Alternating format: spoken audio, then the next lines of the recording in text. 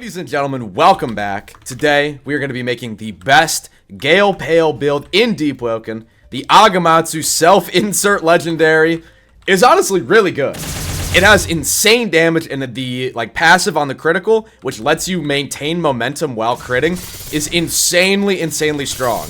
I know it reads as it says walk speed, but it's actually all momentum. So you can hit the crit at, immediately after mobility mantra in the air, and genuinely just soar through the air, as the talent is called, soar. You can just fly at them. It's really good for mix-ups. It's really powerful to catch people off guard in ganks, especially. Again, I haven't really seen a lot of people using it. It does have a pretty high, requirement. I think it's 75 Gale and then 90 Heavy, so you definitely got to give up a chunk of points to equip it. But the damage is insane, the swing speed is insane, it is all around an absolutely fantastic weapon. I'm going to be combining everything I know about the one-shot builds that I learned in the tester lab, right? The forbidden build-making techs, putting it together with this fantastic new weapon, and giving it to you guys for the small price of subscribing to the channel. Let's get into this. So off the bat, the first thing we're going to get is 40 strength pre-shrine. There are a few strength talents that we're going to be missing out on, but getting Showstopper pre is an absolute must-have. On top of that, we are going to go 50 Fortitude pre-shrine, so this is going to be a bit of a glass cannon build, but that's sort of how you're meant to play these heavy builds, especially in the overworld. You're supposed to, take abuse of your mobility and insane damage, run in, hit a combo, pretty much one-shot them, and then run out. It does take a little bit of tech, right, to get used to playing these builds, especially with the nerfs that Heavy has received and the wind-up changes. But I promise you, once you get it down pat, you are going to feel like a genuine god. You're going to be able to go in and boss raid pretty much anyone you come across, and if you start to lose, your build has so much mobility, you can just leave. Legit, you can just run away. It's a ton of fun to play, even if it is a little cheesy, but the game is pretty much just cheese versus cheese at the moment, so might as well take part, right? Might as well have a little bit of fun yourself instead of just complaining about it. Speaking of this weapon kind of being the self-insert, Agamatsu legendary, Aga is now an owner of Deepwoken. I know a lot of you guys saw that. He is now an official owner of the game, so that puts him right next to Archmage and Raguzer as some of, the top dogs. I know a lot of people never really had a good understanding of how Deepwoken development works. Really, Deepwoken only has 2 or 3 main full-time developers, and then everybody else is just a friend or a contractor that will sometimes come and do work whenever, they're asked for a favor or they have a cool idea they want to test out. But for the most part, the game only ever really has Archmage and Agamatsu working on it at any given time. Corey, I can name off a bunch of names of that core group that you guys know. Only really 2 or 3 work on the game consistently, while everybody else goes and works on their other side projects and the other kind of talented things that they like to do to spend their time. Maybe it's modeling, whatever it may be. But a lot of the times people aren't on the game. And with Raguzer going back to cursed gear with a few other developers to kind of get that ready for a public release is what I think they're going to be doing here pretty soon. They have sort of entrusted the game to Agamatsu. As I believe, he's more or less the creative director, right? He's going to take the reins and lead Deepwoken into the next era, into Layer 3. Leave your thoughts down below, what you think about that, because I know a lot of people hate Agamatsu updates, and he is genuinely the game's last hope.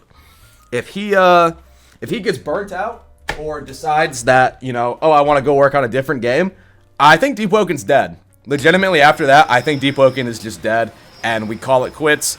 We cherish the memories, and we just let it go. Which is a haunting thought, right? But that's just how these fucking developers treat this game. They just don't really care about it. It's definitely disheartening to have come into this year with, the roadmap and deep healing and all these things, and being told that the developers are locked in and they're really excited. And then it's just another lie. It's another broken promise. They're right back to just fucking off and making a side project, and it's very disheartening, not just as a player, but as a tester, as a content creator, because I'm really passionate about this game. I think Deepwoken has a couple years left in the tank. I genuinely, like, this is the golden goose. If I was a developer, I would never let this go because it's so easy to expand upon. It's so easy to keep the game fresh. They just don't want to. And I guess at the end of the day, they are the developers. It is their title. It does belong to Momad. If they decide they want to go work on like fucking Rogue Lineage 2 or Cursed Gear, whatever it may be, and they decide, I'm done on Deepwoken, we're going to leave it to just die and rot. I mean, that is their choice to make. At the end of the day, it is their game, as much as we may not like it.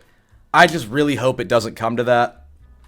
I hope, right? Because, like I said, I think Deepwoken has a few years, and you, tell me down below what you think. I foresee this being the beginning of a new era where Agamatsu becomes like the head Deepwoken dev with Archmage, kind of takes the reins. But here's where the pivot is. I hope they bring in new devs, right?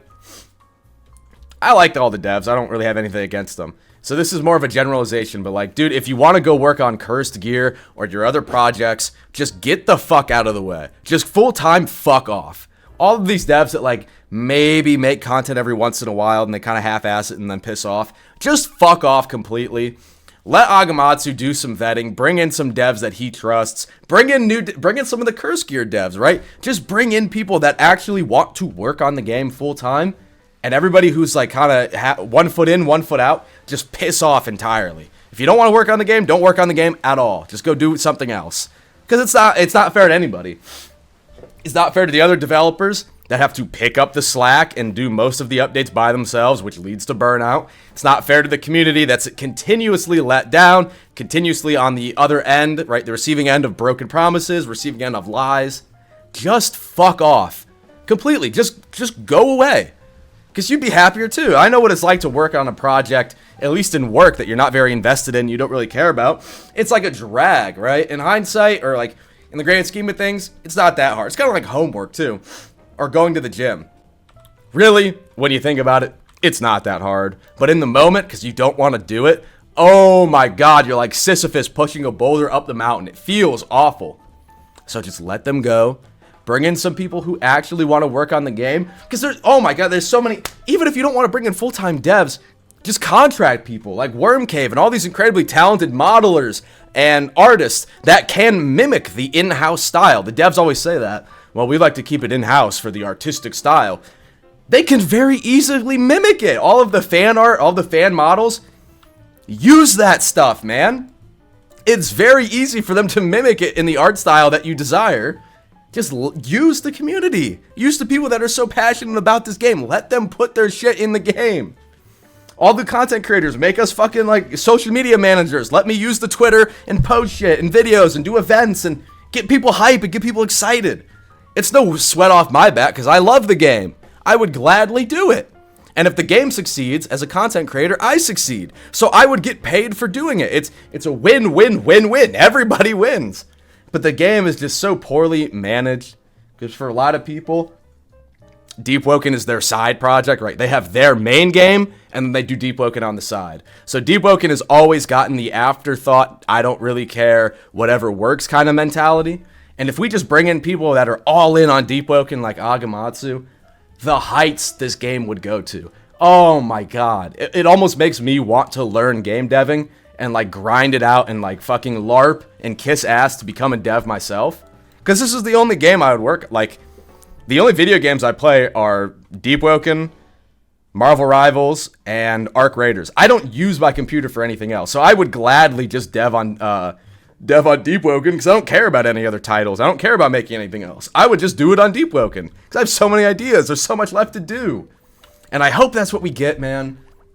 I hope with Layer 3 and everything that happens, dude, we go to these new fucking heights and the game is just amazing and we hit new, like, everybody's excited and it feels good again, and I think we're getting there. This Deep Healing update was a good start. It feels good. People are excited. Content creators are coming back. I can feel the glimpses of a bright future because let's face it, for a while there, Authority Origin, it was just for LARPing. It low-key sucked. It didn't add anything to the game besides LARPing. Vow of Iron, flopped. Titus, flopped.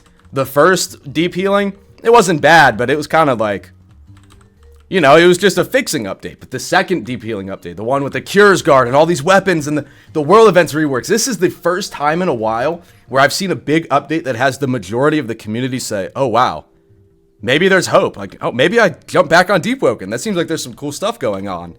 If we can keep that forward momentum, dude, Ceramide Hollow, PvP Luminant, and then they get right into fucking Layer 3. We're playing around with all that stuff, and right when we start to get bored, boom!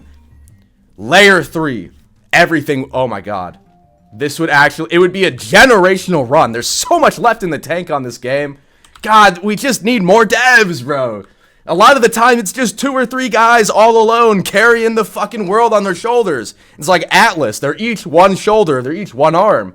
If we could just get a support team in here, some like additional scripters and modelers, like if Aga could just say, yo, Worm Cave, I know you're really good at modeling. I need boom, boom, boom. New weapon, new outfit, new bell, modeled up. Here's my idea. Here are my like rough drafts. Boom, get it to me. I'm scripting it right now. I don't see why they don't do that, man. Because they know there are talented people, there are trusted people. I don't understand their aversion to doing so. I really don't, especially when this isn't even the main game they care about. Why are you so strict about who works on Deepwoken when you hardly work on Deepwoken? You don't even really give a damn about it, right? This is just where you test shit out. Let people help. There are people jumping, itching at the fucking seams to get in here. Let them, bro. Just let them. Maybe who knows, bro? I'm fucking coping, right? I'm coping and I'm hoping that it happens. We're at the Ferryman, obviously. All we gotta do is get some willpower and then we can start investing into Heavy and Gale. Ferryman's the easiest way to do it because you get a shit ton of points for free. And ideally, we're gonna just speed blitz this prog, go straight into the ganks, and I can show you guys how insanely OP it is. Alright, so we had a little mishap. The Ferryman went off script, bro. He wanted to have the limelight, and I died, bro. I died to Ferryman. I blame it on me feeling kind of sick lately.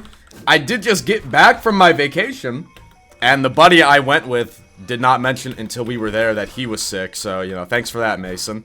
So I'm definitely getting sick now. I can feel it. It feels like there's a dick and balls in my throat. bit like scratchy and stuffed up. But all in all, right, regardless of that, I did have a really fun vacation. I went to Washington, D.C. I'm like a really big history slut, so going to the Smithsonian's and like the National Archives and seeing all like the Constitution, the Declaration of Independence, all of that, I had a great time, right? That was a lot of fun. I enjoyed that thoroughly. There were moments, right? How do I put this? I loved being at the museums. Like, it was beautiful. Really, really great. Being in the city of Washington, D.C., however, that is a pit abandoned by God. If I woke up tomorrow and I saw on the news that, like, Russia or China nuked Washington, D.C., I would probably fall to my knees and thank God. That place is genuinely abandoned by God. It is an utter fucking wasteland. I mean, the nation's capital, it's filthy, it's crime-ridden, it's just... If you've ever been there, you know what I'm talking about. So in the morning, right, to get to the National Mall where all of the museums are, right, we would get on the metro. First of all, the metro is terrible. There's no safety measures, like... It's incredibly easy to fall onto the tracks or, God forbid, be pushed onto the tracks. I mean, there's fucking tweakers everywhere. I'm sympathetic, right? I don't know how they ended up homeless or on drugs, but, like, you only get so much of, like, random fucking people screaming at you and threatening you while they're, like, fent leading before you're like, alright, well, just fuck you, bro. I don't care. It was just disgusting. One of the first days, the actual metro was delayed because someone had thrown themselves onto the tracks and ended their own life, which is awful. Like, that's just, and it's so, like I said, it's easy for people to do that. There's no safety measures at all.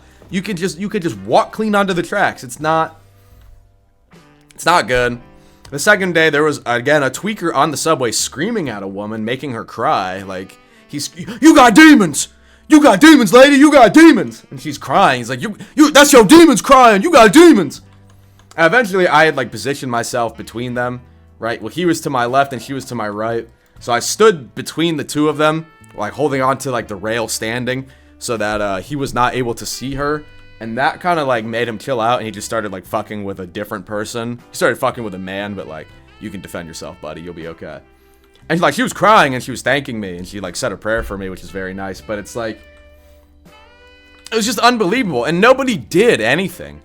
Like, I feel like what I did was a very, like, small courtesy of just standing there to be a physical barrier between them, which did have him, like, just direct his attention. That was a very simple thing for me to do.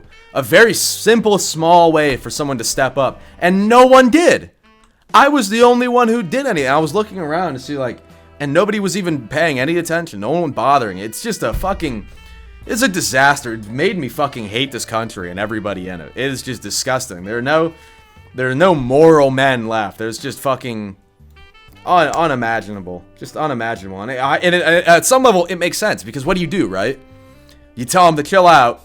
You get into a fight with him, and you already know all the bystanders aren't going to help you, right? You're defending some poor woman, but if you get into a fight with this tweaker and you start beating the shit out of him, people are going to start punching you and dragging you off of him, and then the media is going to talk about how I'm racist for attacking some, like, poor guy or whatever the fuck, 'cause he was black. So it's like, that's going to be the story, that I'm racist and I'm attacking a homeless man who's down on his luck, and it's just like, what the fuck is the point? Like, this country is it's a ruin.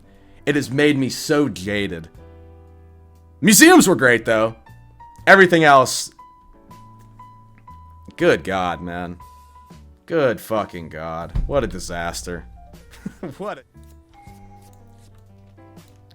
Alright, so we are ready to hit the Shrine of Order. You do need to do the Shrine of Blasphemy, because you just don't have enough talents to get everything you need at the original power of Power 7. So hit that, get a few extra levels, pick up all the talents. You can pause the video, make sure you have everything here, and then you are ready to go and split everything up. Pre-shrine stats going to be 40 strength, 50 fortitude, 1 agility, 35 willpower, just to get that neuroplasticity, 1 charisma, 1 heavy, and then 1 gale. We'll go ahead and do that. Everything looks good? Yeah. Alright. So from here on, we've got a few hours before the parasol comes back around and we're able to actually make the Gale Pale. So I'm going to go ahead and go back to Ferryman. You know, God willing, if Jesus allows us, if my Lord can come and guide my hand on the keys, we can beat Ferryman. I don't even know how I lost to begin with. We're going to take care of that. I'm going to get all of our stats together. We'll come back together after the stats are complete. We're going to get our oath. By that point, we should be able to fight Parasol, and then we will be ready to gank. Ladies and gentlemen, the build is done, and this shit is it is crazy strong. Obviously, we've got everything set up here, the normal god kit. We are running a parry dagger, which actually makes up for a ton of the posture that you're losing by shrining down your strength. 530 HP, decent resistances, but dude, with the 100 heavy, 100 gale, and then 5 proficiency, you do damage. It does 51.1 base with your swing. It is genuinely perplexing how quickly this build can drop people. I'm going to go ahead and get straight into the ganking footage and show you guys exactly how much I'm able to do to people and exactly just how fun it is. Alright, in classic Deepwoken fashion, right, my hair is just fucking vanished with the wind. But I joined the server, got killed, and now we gonna spin... Now we gonna spin back, bro. Let me find you, bro. You! Start fighting back, alright? I don't want this to just be... Oh, are we fucking serious, bro? Get the fuck out of here. They're not even in the same guild. Holy shit, bro.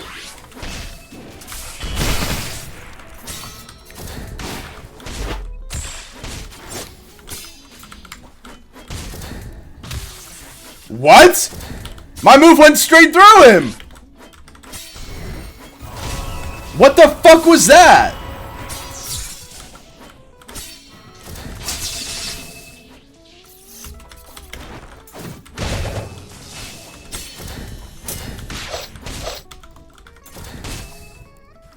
Oh, I'm getting pissed, bro. I'm getting pissed.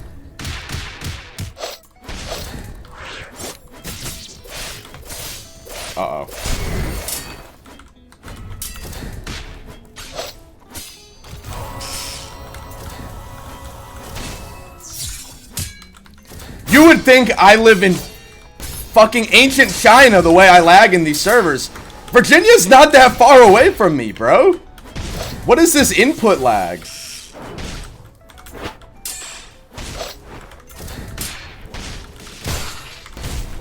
Yeah, fuck you. Where's the support, bro? You're next. Ugh. I appreciate, like, even though there's a support, I do appreciate, like, getting the ones, though. That's cool.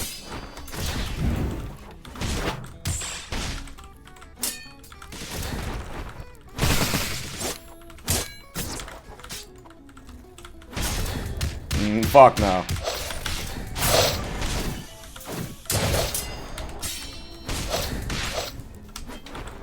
Oh, he got quick dropped.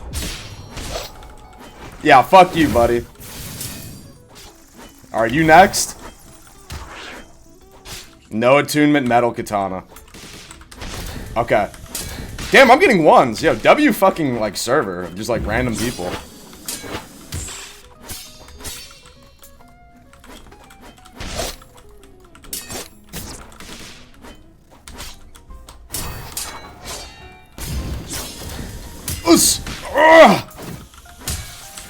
Just low-key, just spam feint everything.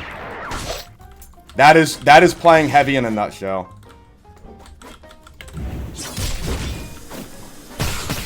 Uh-oh. Oh, God. Okay, he did a lot of damage there. He did a lot of damage really quickly. Let me see if I can get a Gale Trap on him. What? Yo, it hit him! It fucking hit him! What was that? I fucking hit him with Rising!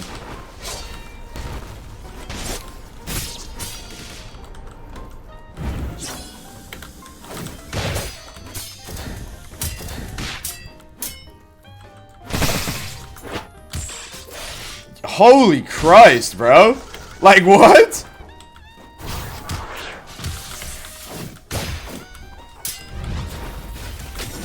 This one's gonna be the least fun to fight. I can already sense it.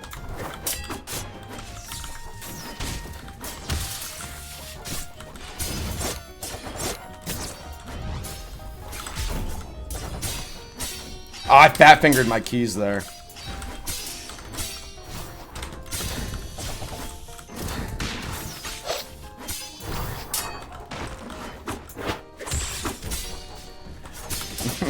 He tried to do a fucking fadeaway on me?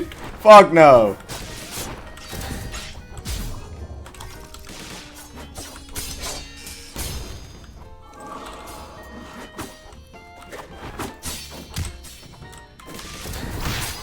What's my armor? Oh! I don't have any.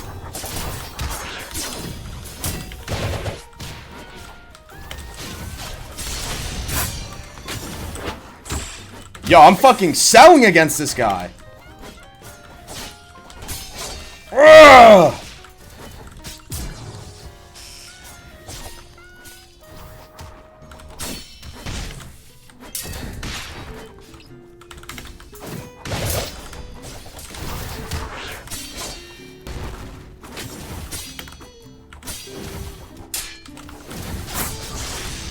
It literally hit him, bro! It literally hit him! Whatever, dude. This game's fucking terrible.